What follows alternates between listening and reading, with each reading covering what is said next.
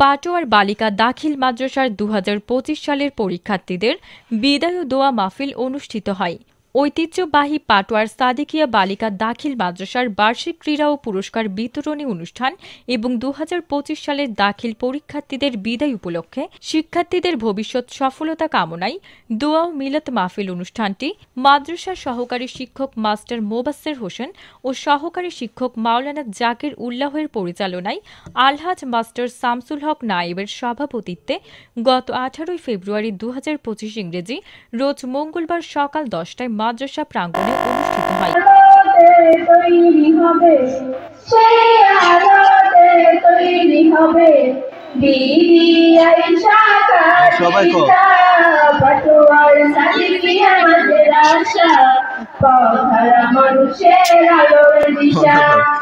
অনুষ্ঠানের শুরুতে শুভেচ্ছা বক্তব্য রাখেন উক্ত প্রতিষ্ঠানের সুযোগ্য সুপার জনাব আব্দুল জব্বার।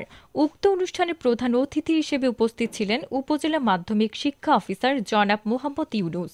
বিশেষ অতিথি হিসেবে উপস্থিত ছিলেন নাঙ্গলকোট আফসারুল উলুম কামিল মাদ্রাসার ভারপ্রাপ্ত অধ্যক্ষ জনাব মাওলানা নুরুল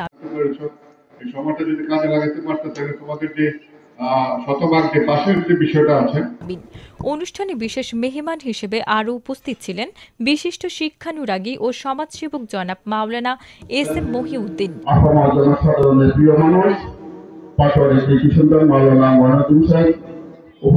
আমাদের অত্যন্ত প্রিয়জন জনাব জুবাইর খন্দকার সহ অত্র বিদ্যালয়ের শিক্ষক শিক্ষিকা প্রিয় ছাত্রছাত্রী প্রিয় ছাত্রবৃন্দ, আসসালামু আলাইকুম। আজকে আমরা যে অনুষ্ঠানে আসছি নায়েবে আমির বাংলাদেশ জামায়াতে ইসলামী নাঙ্গলকোট উপজেলা। উক্ত অনুষ্ঠানে আমন্ত্রিত অতিথি হিসেবে উপস্থিত ছিলেন ইসলামপুর সাবিত্রী উচ্চ বিদ্যালয়ের প্রধান শিক্ষক শহীদুল্লাহ স্বপন মজুমদার।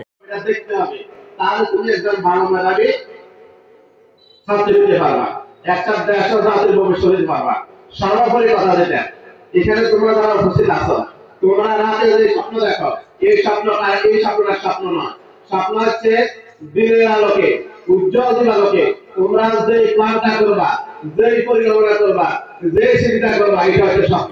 সাবেক ছাত্রনেতা জনাব মোহাম্মদ জোবাইর উদ্দিন খন্দকার, কাজী আবু তোহা বাবুল, পাটোয়ার প্রবাসী সমাজ কল্যাণ সংস্থার সহ সভাপতি মোহাম্মদ মনির হোসেন রাজু সহ আরও অনেকেই।